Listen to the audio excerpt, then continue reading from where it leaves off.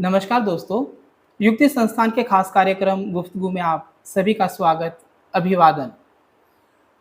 अध्यात्म एक ऐसा विज्ञान है जो हमारे जीवन में प्रेम, शांति, विवेक की शक्ति प्रदान करता है। यह हमारे मानसिक और आंतरिक जीवन को तो समृद्ध करता ही करता है, साथ ही साथ हमारे जो रिश्ते हैं उनको भी बेहतर करता है। आज की हमारी गुफ्तगू का जो मुख्य विषय वह है समाज के आध्यात्मिक उत्थान में महिलाओं की भूमिका। विशेषज्ञ के रूप में आज हमारे साथ प्रजापिता ब्रह्मा कुमारी ईश्वरीय विश्वविद्यालय सेवा केंद्र चूरू की प्रमुख केंद्र संचालिका परम आदरणीय सुमन बहन जी हैं। सबसे पहले तो हम आपका बहुत बहुत स्वागत करते हैं युक्ति संस्थान के स्टूडियो में। आपका भी स्वागत है। हम आपसे जो पहला प्रश्न है वो यह करना चाहेंगे कि आध्यात्मिकता क्या है? आध्यात्मिकता एक बहुत ही गहरा चिंतन का विषय है और जिसका वास्तविक अर्थ होता है कि हम उस शाश्वत सत्य को समझें जो अनादि है। ये हम सब जानते हैं कि आत्मा और शरीर दो से मानव का अस्तित्व है। शरीर के संबंध में उसके भौतिक सुखों की प्राप्ति के लिए हम जो भी कार्य करते हैं और उसमें हम करते करते जब अपने साधन और सुविधाओं को पर्याप्त नहीं मानते या हमारे मन में सफलता के प्रति संदेह होता है तो हमारा ध्यान जाता है कि हम धर्म, भक्ति, पाठ पूजा को अपनाएं। लेकिन वहाँ भी हमें कभी कभी संतुष्टि नहीं होती है तो हमारा ध्यान एक ऐसे विषय की ओर जाता है और वो विषय है आध्यात्मिकता। जिस आध्यात्मिकता का अभिप्राय है कि मानव के दूसरे पहलू, आत्मिक पहलू की तरफ हम ध्यान दें और उस आत्मिक पहलू में हम आत्मा का धर्म जानकर उसकी उन्नति करते हुए, उसका विकास करते हुए हर बात को समझ करके स्व कल्याण और दूसरों का कल्याण सामने रखते हुए कार्य करें। मैं आपसे दूसरा प्रश्न करना चाहूँगा कि आत्मा का धर्म क्या है? हम जिस देश के रहवासी हैं, जिस भारत देश की संस्कृति बहुत ही ऊंच और महान है, जिस संस्कृति के अंदर मानव का मानव तक, दिल का दिल तक पहुंचने के लिए जो एक प्रयास, अभ्यास और भावनात्मक तरीका है वो आत्मा ही उसका माध्यम है। आत्मा का धर्म वो गुण हैं जिनकी हम सारे दैनिक जीवन में आवश्यकता महसूस करते हैं, लेकिन विडंबना ये है कि हमारे इस शरीर में आत्मा होते हुए भी हम उसके धर्म को भूल चुके हैं। आत्मा के धर्म में हमारे वो अनादि गुण जिसमें ज्ञान, प्रेम, पवित्रता, सुख, शांति, आनंद और शक्ति आती है। जिस धर्म में स्थित होकर जब हम कोई भी कर्म करते हैं तो वो कर्म हमारे जीवन के लिए बहुत ही सुखदायी कर्म बन जाता है। तो आत्मा के धर्म में स्थित होकर ही हम कर्म करें तभी हम अपनी वास्तविक उन्नति कर सकते हैं। जो महिलाएं हैं वो अपने कार्य जो व्यवहार है उनका, उसमें आध्यात्मिकता का प्रयोग कैसे कर सकती हैं और कैसे जो घर के अन्य सदस्य हैं उनको प्रेरित कर सकती हैं? महिला परिवार की धुरी है। हमारी भारतीय संस्कृति में जब ये कहा जाता है कि यत्र नार्यस्तु पूज्यन्ते रमन्ते तत्र देवता, तो जहाँ नारी की पूजा, अब वास्तव में देखना ये है कि वर्तमान परिप्रेक्ष्य में नारी की पूजा का आधार क्या है। जो आज तक गायन होता आ रहा है उसकी पूजा का आधार यही है कि हम प्राचीन सभ्यता और संस्कृति को अगर देखते हैं तो उस परिवार का केंद्र बिंदु होने के कारण नारी अपनी बहुत बड़ी जिम्मेदारी समझते हुए अपने परिवार का पालन पोषण करती है।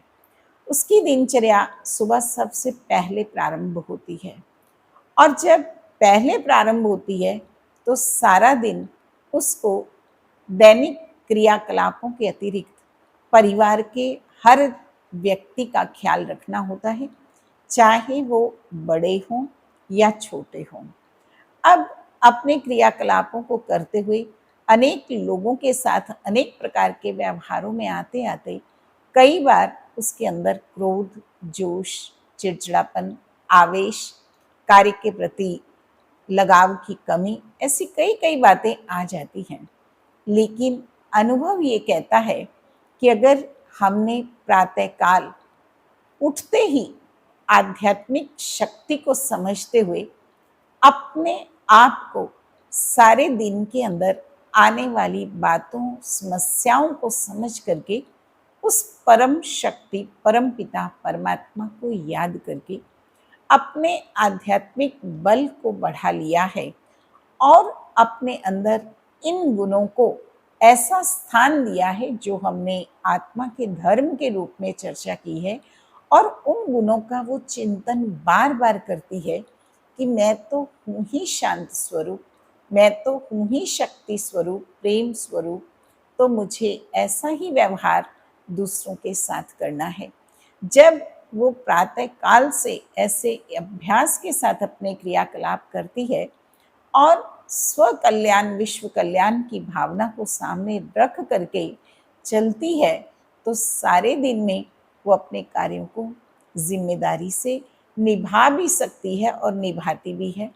और मेरा अनुभव तो यही है कि कार्य करने के बाद भी हम उस परम शक्ति परमात्मा का धन्यवाद करें और एक अपना स्लोगन बना लें कि मुझे मुस्कुराते हुए हर कार्य को करना है, और अगर मुझे कोई बात कहनी भी है तो हंसते हंसते बड़े विनीत भाव से उस आत्मा के कल्याण भाव को सामने रखते हुए मुझे कहना है, ताकि सामने वाले को बुरा न लगे, ठेस न लगे और वह भी उस बात को सहज स्वीकार कर ले।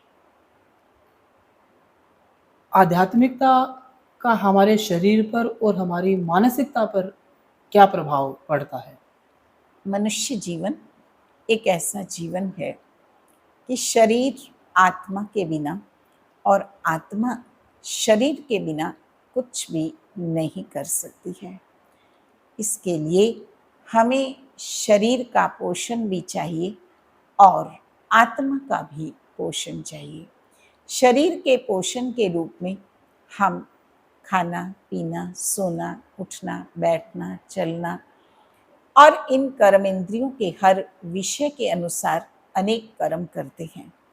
हमारी इन कर्म इंद्रियों के द्वारा जैसे आँख से देखते हैं, कानों से सुनते हैं, मुख से बोलते हैं, हाथों से कर्म करते हैं, लेकिन उस टाइम हमें ये ख्याल रखना है कि हमारा हर अंग जो कुछ कर रहा है, क्या वो आत्मा के धर्म से, आध्यात्मिकता से ओत-प्रोत है। अब वो ध्यान कौन रखेगा?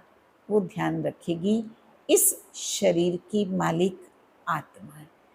अब आत्मा जो है उसमें अगर वो गुण भी हैं और गुणों के साथ-साथ उसका अभ्यास बहुत ज़रूरी है।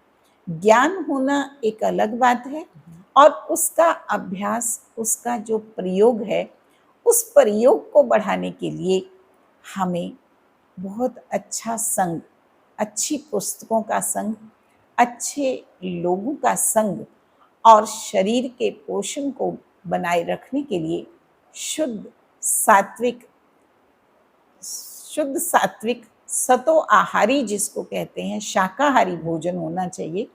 और उस भोजन को बनाते समय हमें ये ध्यान होना चाहिए कि ये प्रसाद के रूप में बनता हुआ भोजन सर्व को शारीरिक सुख के साथ साथ आत्मिक आनंद भी प्रदान करेगा, और ये भोजन जो है उनको ऐसी शक्ति प्रदान करेगा कि जिस शक्ति से वो अपने दिन भर के सारे कार्यों को बहुत अच्छी तरह से, खुशी से कर पाएंगे। इसलिए आत्मिक स्वास्थ्य के लिए अच्छी पुस्तकें, अच्छे लोगों का संग, 15-20 मिनट हमें ज्ञान ध्यान के लिए भी, अपने आप से बातचीत करने के लिए, मेडिटेशन के लिए निकालने चाहिए। और उसका प्रयोग खाना बनाते समय, घर के कार्य करते समय करते रहना चाहिए। बार बार अपने आप को चेक करना चाहिए कि कहीं मेरे विचार कहीं दूसरी उन बातों की ओर तो नहीं जा रहे हैं जो बातें मेरे शारीरिक मानसिक स्वास्थ्य को प्रभावित करने वाली हैं। तो मैं समझती हूँ कि शरीर और आत्मा दोनों में आध्यात्मिकता बहुत ज़्यादा मदद करती है। ओम शांति। मनुष्य जीवन के लिए आध्यात्मिक विकास क्यों ज़रूरी है? इसलिए ज़रूरी है कि आज के वातावरण को देखते हुए सभी के मुख से ये निकलता है कि ये दुनिया किधर जा रही है। इस दुनिया के अंदर बढ़ते हुए दुख, रोग, शोक, पाप, चिंता, संबंधों में जो इतनी कटुता आती जा रही है, उसका कारण ही यही है कि मानव के अंदर मानवता का ही अभाव होता जा रहा है। इसके लिए जो हम राष्ट्रीय एकता के लिए गायन भी करते हैं, मतभेदों से ऊपर उठने के लिए कहते हैं, हिंदू, मुस्लिम, सिख, ईसाई आपस में सब भाई भाई, तो हमें दैहिक धर्मों से भी ऊपर उठ करके कार्य करना होगा। तब जा कर के हमारे अंदर आध्यात्मिक गुणों शक्तियों का विकास होगा और हम अपने घर की, परिवार की, अड़ोस पड़ोस की, गली मोहल्ले की, यहाँ तक कि देश की और विश्व की उन्नति कर सकते हैं। आध्यात्मिकता का प्रकृति और पर्यावरण से क्या संबंध है और आध्यात्मिकता प्रकृति और पर्यावरण को कैसे प्रभावित करती है? ये भी आप हमें बताएँ। इस संसार के अंदर हम ये पाते हैं कि 3 चीज़ों का एक खेल चल रहा है। एक है हमारी आत्मिक शक्ति, दूसरा है प्रकृति जिससे 5 तत्वों का शरीर बना है, और तीसरी वो अदृश्य शक्ति है जिसको हम परमात्म शक्ति कहते हैं। अब ये खेल चलता आया, चल रहा है और चलता रहेगा। अब ये जो खेल है, इसमें आत्मा हमारी बार बार जब इस देह को प्राप्त करती है, तो जन्म मरण के चक्र में आते आते आत्मा और प्रकृति दूषित हो जाती है। तब मनुष्य को अपने जीवन निर्वाह के लिए कोई भी दुनिया में सहारा नजर नहीं आता है और वह उस सहारे को पाने के लिए ऊपर की ओर देखता है, उस परम शक्ति का आवाहन करता है। तब वो परम शक्ति आकर के इसमें इंटरफेयर करती है कि आप जिस धरती पर रह रहे हो, उस धरती का अस्तित्व और आपके जीवन के आसपास का परिवेश, जिस परिवेश में आप जी रहे हैं और उसको पाने के लिए, परिवेश को अच्छा बनाने के लिए जिन साधनों की जरूरत है, वो आपको प्रकृति ही तो देती है। तो क्यों आप अपने अल्पकाल के स्वार्थों के लिए प्रकृति का विदोहन करते हो? आत्मा सही गलत सब समझती है, लेकिन हम गलत को सही मान करके अपने ही विवेक का घात करके अल्पकाल के स्वार्थों के लिए हम अपने अंतर्निहित गुणों को भूल करके विषय विकारों का साथ लेकर के ऐसे कर्म करते हैं। इसलिए अब इस दुनिया की हालत को देखकर हम सब का ये कर्तव्य बनता है कि हम अपने श्रेष्ठ संकल्पों से, अपने चिंतन से, अपने शांति के वाइब्रेशन से और इन पेड़ पौधों को या पर्यावरण को सुरक्षित करने के लिए कुछ समय निकाल करके परम शक्ति परमात्मा से बुद्धि योग लगा करके उस सक्षम से वो संकल्प लें और वातावरण को दें जिससे कि हमारी प्रकृति जो इतनी दूषित हुई है उसको हम सुंदर बनाएं। ये हमारा ही कर्तव्य है। मनुष्य ने उसको बिगाड़ा है तो अब मनुष्य को ही उसको सुधारना होगा। और ऐसा हमारा विश्वास है कि जब हम सबका एक ही संकल्प होगा तो वो दिन दूर नहीं है जबकि पर्यावरण शुद्ध बनेगा और ये भारत भूमि फिर से स्वर्ग सर्व सुखों से संपन्न बनेगी। बहन जी, अगर आज के युग की अपन बात करते हैं तो युवाओं के सामने दो सबसे प्रमुख समस्याएं हैं। एक तो वो बच्चों का लालन पालन कैसे सही करें, और जो घर में बुजुर्ग है, माता पिता है या दादा दादी जो भी हैं, उनकी वो देखभाल कैसे करें। इन दोनों कामों में आध्यात्मिकता का क्या योगदान हो सकता है, वो आप हमें बताएं। बहुत ही अच्छा प्रश्न है। आज के समय में एक और बच्चों का विकास जो नितांत आवश्यक है। बच्चे हमारे समाज की एक वो नींव है जो आगे चलकर समाज को ऊंचाइयों तक पहुंचा सकते हैं। और बुजुर्ग वो एक अद्भुत धरोहर है कि जिन्होंने अपने ही मेहनत से दुनिया को बहुत कुछ दिया है।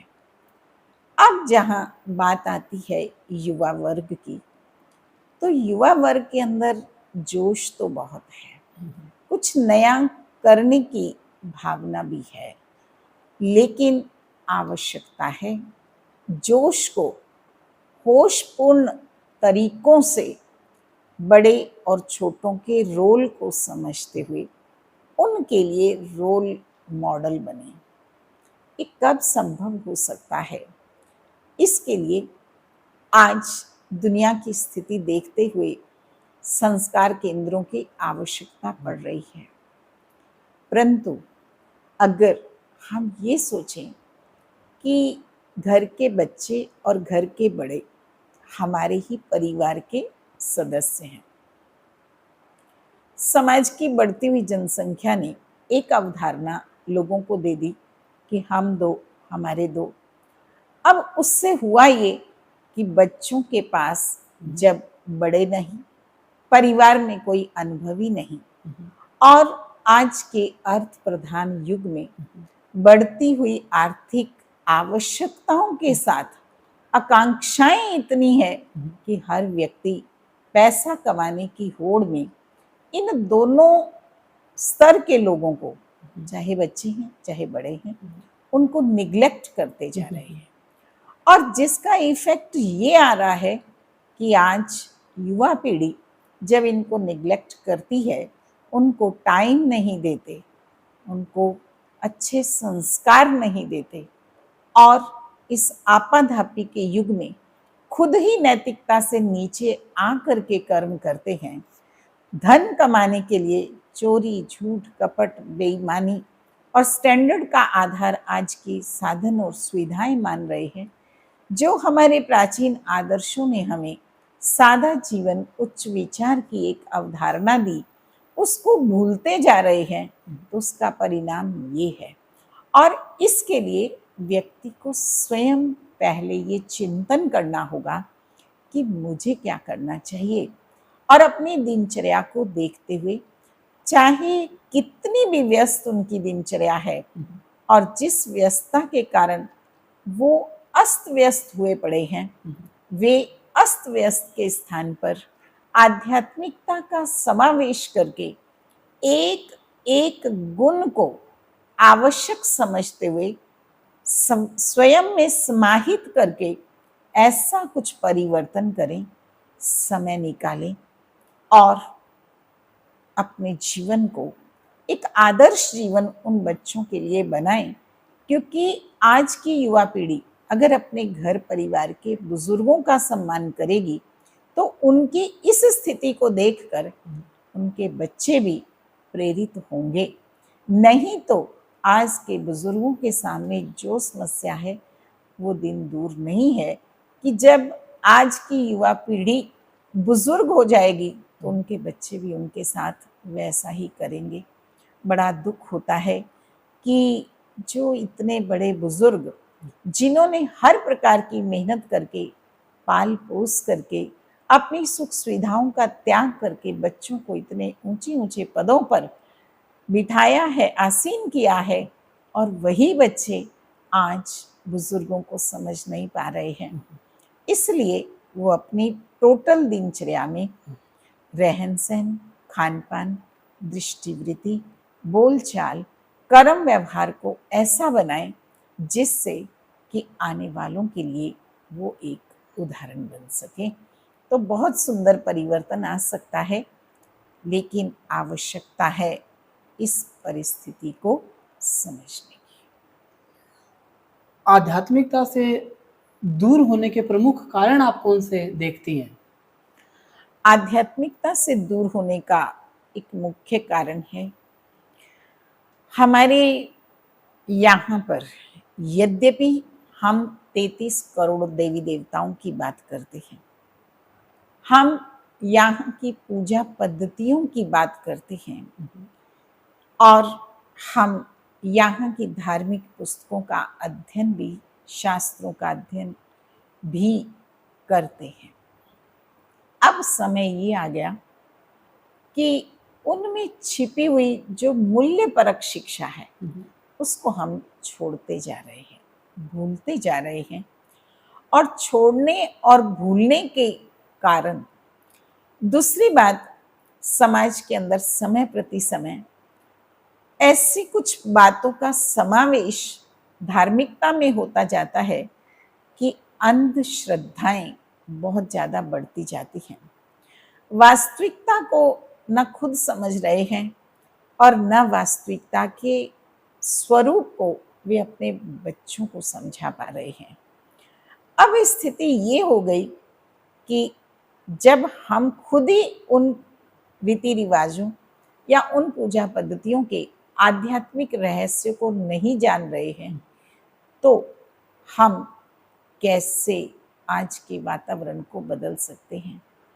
इसके लिए हर एक मनुष्य को ये सोचना होगा कि हम इस संकीर्णता के दायरे से बाहर आए और सुनने की ज़्यादा, समझने की ज़्यादा कोशिश करें, और सुनने के साथ साथ विचार करें कि ये सब रीति रिवाज जो बने हैं, इन रीति रिवाजों के पीछे मूल कारण क्या है। जैसे आप देखिए कि हमने अभी हाल ही में गणेश चतुर्थी का पर्व मनाया।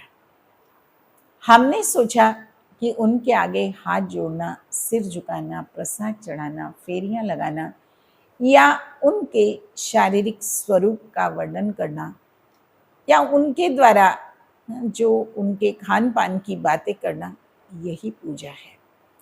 लेकिन आध्यात्मिक पक्ष हमें ये समझाता है कि अगर हम उनका बड़ा पेट देखते हैं तो हम ये सोचें कि एक देवता का मर्यादित जीवन और मर्यादित खान पान, तो पेट बड़ा क्यों?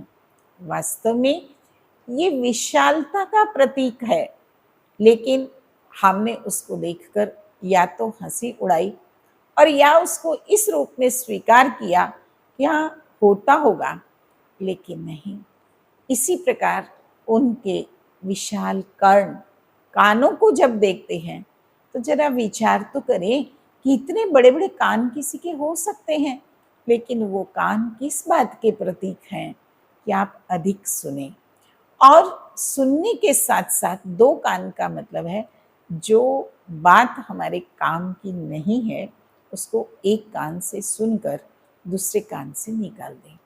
कान की आकृति सूप जैसी, छाछ जैसी होती है, और छाछ जो होता है वो काम की बात को रखता है, काम की चीज को रखता है और बाकी को उड़ा देता है। तो हमने इस भाव को नहीं समझा, लेकिन बाह्य स्वरूप को देखा। ऐसे ही अगर हम अपनी पूजा पद्धति के अंदर हमारे देवी देवताओं को, जिन्होंने खुद इतना श्रेष्ठ जीवन बनाया, दूसरों के लिए जो पूजा का एक आधार बने, क्यों नहीं हम भी आध्यात्मिकता को अपना कर दूसरों के द्वारा पूजा अर्थात आदर भाव के पात्र बने और ज्ञान की रोशनी के द्वारा स्वयं का और दूसरों का अंधकार दूर करें। आज के समय में हो ये गया, हर व्यक्ति यही कहता है कि टाइम नहीं है, और टाइम न होने की बात कह करके वो बहुत ज़्यादा आध्यात्मिकता से दूर जा रहा है। बच्चों को प्यार से बिठाकर उनके साथ इन विचारों को, अगर हम विचारों का आदान प्रदान करते हैं तो निश्चित रूप से बच्चे आध्यात्मिकता से जुड़कर स्वयं का विकास करेंगे। आपने अपना अमूल्य समय संस्था को दिया। संस्था आपका बहुत बहुत आभार व्यक्त करती है। इस कार्यक्रम के माध्यम से जो दर्शक आपको देख रहे हैं, सुन रहे हैं, उनको आप क्या संदेश देना चाहेंगी? प्रिय दर्शकों, संदेश यही है कि जो अभी समय चल रहा है, समय के अनुरूप ज्ञान और विज्ञान के महत्व को समझते हुए आध्यात्मिक पथ के राही बनना आज के समय की एक बहुत बड़ी आवश्यकता हो गई है। क्योंकि आज ऐसा लगता है कि इस दुनिया के अंदर अगर इसी प्रकार कुरीतियाँ, अंधविश्वास, आध्यात्मिकता की कमी, ये सब बातें अगर रहती रहेंगी और पर्यावरण के प्रति केवल स्वार्थ की नीति बनेगी, तो हम न अपने मन को स्वस्थ रख पाएंगे और न अपने तन को स्वस्थ रख पाएंगे, न हम अपने संबंधों में सुधार ला पाएंगे। आज जो संबंधों की स्थिति है, आप सभी भी अपने परिवारों के अंदर ये पाते हैं कि कोई किसी से मिलना ही नहीं चाहता। घर के 4 मेंबर और वो भी सब अपना अपना मोबाइल लेकर अलग अलग कमरों में बैठे हैं, और जब एक दूसरे की आवश्यकता पड़ती है तो एक दो को दोषारोपण करने के सिवाय, अपने आप को अकेला समझने के सिवाय उनके पास कोई भी स्व सशक्तिकरण का स्वरूप नजर नहीं आता। और निराश होते होते कभी कभी तो ऐसे फैसले, जिन फैसलों को अच्छा नहीं माना जाता, अपने आप को ही नष्ट करने का, जिसको जीव हत्या की बात कह सकते हैं, ऐसे ऐसे फैसले लेते हैं। एक आध्यात्मिक पथ की राही होने के नाते मैं तो यही कहूँगी कि भाइयों और बहनों, थोड़ा सा समय निकालो। किसके लिए? अपने लिए। अपने आप से बातचीत करो और राजयोग के अभ्यास से परमात्म शक्ति को अनुभव करते हुए अपने जीवन से अनेकों का भला करो। क्योंकि हम संसार में आए ही हैं अपना और दूसरों का हित करने के लिए। अगर हमने अभी समय नहीं निकाला तो कब करेंगे? इसलिए प्यारे भाइयों और बहनों, यही आप सर्व के प्रति संदेश है। आशा और विश्वास है कि आप जरूर इन बातों को समझेंगे, आत्मसात करेंगे, स्व परिवर्तन करेंगे और विश्व को एक नई दिशा देने का कार्य करेंगे। ओम शांति। आपने बहुत सहज भाव से हमारे प्रश्नों के आपने जवाब दिए। उससे भी ज़्यादा अमूल्य हमारे लिए ये है कि आपने अपना अमूल्य समय संस्था को दिया। एक छोटे से आग्रह पर आप संस्थान में आई। संस्था वाक़ई में अपने आप पे गौरव कर रही है। आपका हम पुनः बहुत-बहुत आभार व्यक्त करते हैं युक्ति संस्थान की ओर से। तमाम दर्शकों का भी आभार व्यक्त करता हूँ कि आप इस कार्यक्रम को देख रहे हैं, सुन रहे हैं। हमारी सहयोगी तर्जनी का भी मैं बहुत-बहुत आभार व्यक्त करता हूँ। अगले कार्यक्रम में एक नए विषय और एक नए मेहमान के साथ हम आपके सामने दोबारा उपस्थित होंगे। तब तक के लिए जय हिंद, जय भारत।